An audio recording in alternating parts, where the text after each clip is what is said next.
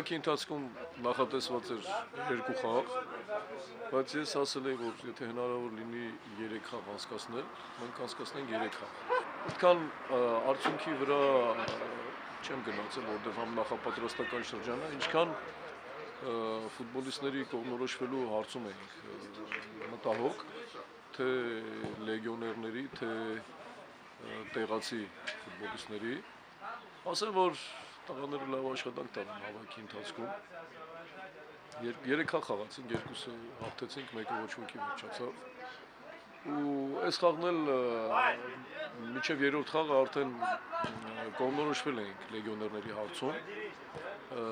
Մնում էր, որ տեղացի ֆուտբոլիստների հարցում էլ կողմնորոշվենք,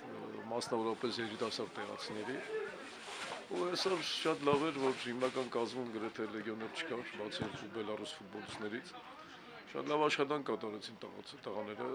ու կողմնորոշվեցինք նաև, կարող եմ ասել, որ 70-80% տեղացի ֆուտբոլիստների հարցում էլ։ Կլինեն ֆուտբոլիստներ, որ կհրաժարվենք, բայց ինձ շատ ուրախացրեց Հայրապետ Ավագյանի այսօրվա խաղը, որ շատ գոհ եմ նրա խաղից, զգացվում է, որ փոփոխություն կա։ Նորմալ գնահատական կտամ մեր հավաքին։ Այսօր վերջացրեցինք հավաքը, գիշերը մեկնում ենք Երևան։ Ամսի 16-ից մինչև 28-ը նախատեսված է 3-րդ հավաքը Ավանի ֆուտբոլի ակադեմիայում, դրանից հետո կա նաև 4-րդ հավաքը։ Ֆուտբոլի ակադեմիայում միանշանակ փոփոխություններ կլինեն այստեղ ֆուտբոլիստներ, որ չեն մասնակցի, կլինեն և մի 5-6 ֆուտբոլիստ, որ նոր կլինեն և կմասնակցեն հավաքին։ Ուզում եմ 2 բան էլ ասեմ տեղացի մեր հայաբնակ մարդկանց համար, օրինակ Միշա Մարտիրոսյանի համար, գործարար, որը հիանալի, ասեմ, որ կազմակերպչական հարցերի մեջ հիանալի դրսևորեց իրեն,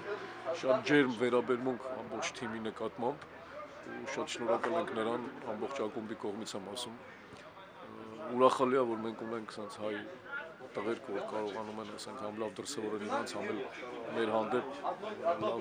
վերաբերմունք ցուցադրել։ Շնորհակալ եմ նրան և նրա ընկերներին։ Այսքանը կասեմ մեր ընդհանուր հավաքի մասին։